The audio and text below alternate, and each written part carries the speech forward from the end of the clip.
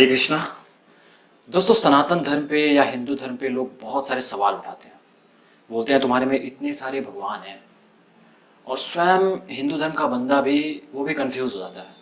कहता हाँ, बात तो सही कह रहा है, इतने सारे भगवान हैं, ब्रह्मा जी हैं, शिव जी हैं, कृष्ण हैं, राम हैं, ऐसे बहुत सारे हैं। तो किसकी पूजा करें? और सुनने में आता है कि भगवान तो बस एक ही है, लेकिन इतने सारे कैसे हो गए? सोच में पड़ जाता है।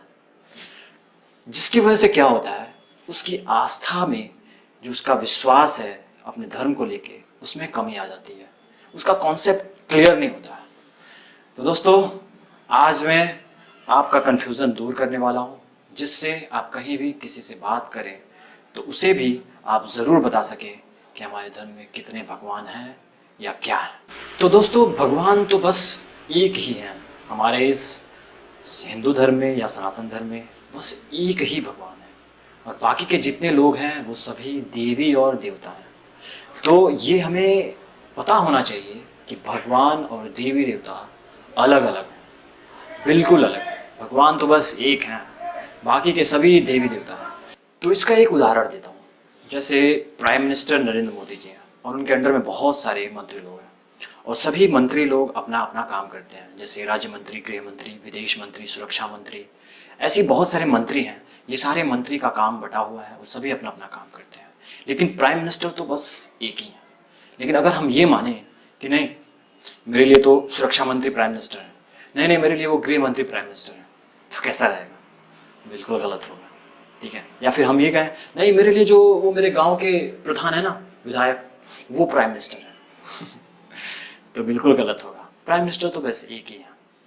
वैसे ही अगर इस पृथ्वी को चलाने के लिए इतने सारे इस देश को चलाने के लिए इतने सारे सिस्टम बनाए गए हैं, जिसमें मंत्री हैं और प्राइम मिनिस्टर हैं, वैसे ही इस पृथ्वी को चलाने के लिए भी सिस्टम बनाया गया है, जिसमें सारे मनुष्य, जीव जंतु, पशु पक्षी, मौसम, धरती, सब कुछ, इसको चलाने के लिए भगवान हैं और देवी देवता हैं। सबका काम बटा हुआ है।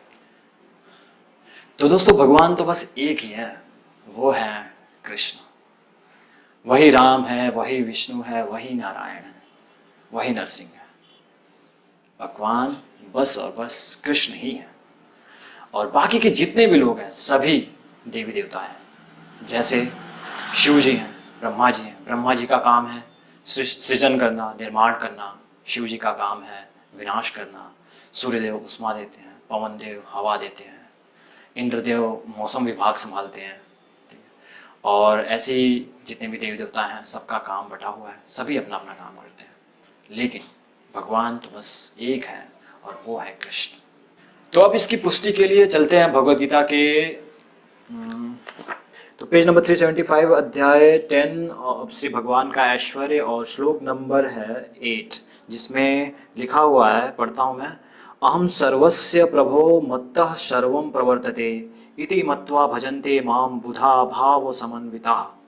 मैं समस्त आध्यात्मिक तथा भौतिक जगतों का कारण हूँ। प्रत्येक वस्तु मुझ ही से उद्भूत है। जो बुद्धिमान है यह भली भांति जानते हैं, वे मेरी प्रेमा भक्ति में लगते हैं तथा हृदय से पूरी तरह मेरी पूजा में तत्पर होते हैं।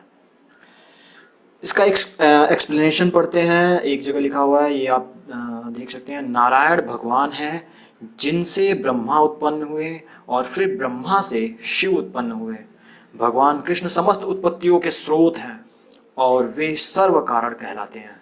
वे स्वयं कहते हैं, चूंकि सारी वस्तुएं मुझसे उत्पन्न हैं, अतः मैं सबों का मूल कारण हूँ। सारी वस्तुएं मेरे अधीन हैं, मेरे ऊपर कोई भी नहीं है। अब चलते हैं पेज नंबर 175, अध्याय 4, और श्लोक नंबर है 12। इसके एक्सप्लेनेशन को जब पढ़ते हैं तो लिखा हुआ है, ईश्वर एक है, ईश्वर परमः कृष्ण। कृष्ण ही एकमात्र परमेश्वर है, और सभी देवताओं को इस भौतिक जगत का प्रबंध करने के लिए शक्तियाँ प्राप्त हैं। ये देवता जीवात्माएं हैं, जिन्हें विभिन्न मात्रा में भौतिक शक्ति प्राप्त है। वे कभी परमेश्वर, नारायण, विष्णु या कृष्ण के तुल्य नहीं हो सकते। इसमें आगे है, वास्तव में ब्रह्मा तथा शिव जैसे देवताओं द्वारा भगवान की पूजा की जाती है। तो दोस्तों, इन सभी बातों से साफ पता चलता है कि भगवान तो बस एक ही है, वो है कृष्ण। वही विष्णु है, वही नारायण है, वही राम है, वही नरसिंह है। अब मैं आप सबको इसका एक उदाहरण देता हूँ। जैसे शिव जी के अवतार हैं हनुमान जी। तो हनुमान जी जब इस धरती पे आए थे तो उन्होंने हर समय वो 24 घंटे एक ही चीज़ बोला करते थे, और वो था जय श्री राम।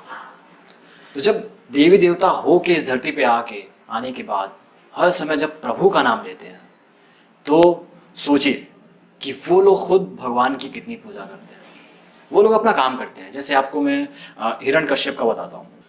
तो हिरण्यकश्यप ने वरदान मांगा था कि ना मैं दिन में मरूं, ना रात में मरूं, ना मनुष्य से मरूं, ना जानवर से मरूं, ना धरती पे मरूं, ना आकाश में मरूं, ना ही किसी अस्त्र से मरूं, ना शस्त्र से मरूं।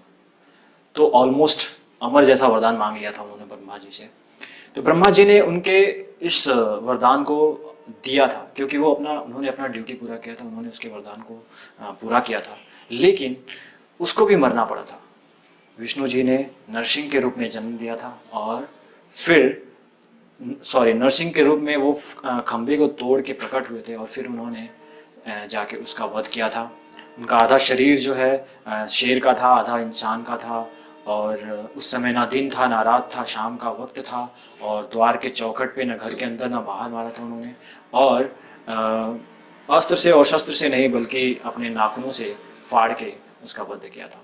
तो देवी देवता लोग जो है अपना ड्यूटी करते हैं। जैसे रावण ने भी शिव जी से बहुत सारे वरदान मांगे थे, लेकिन फिर भी उसे मरना पड़ा, क्योंकि वो जानते हैं कि भगवान जी जो है संभाल लेंगे सब। तो ये सारी चीज़ें हैं।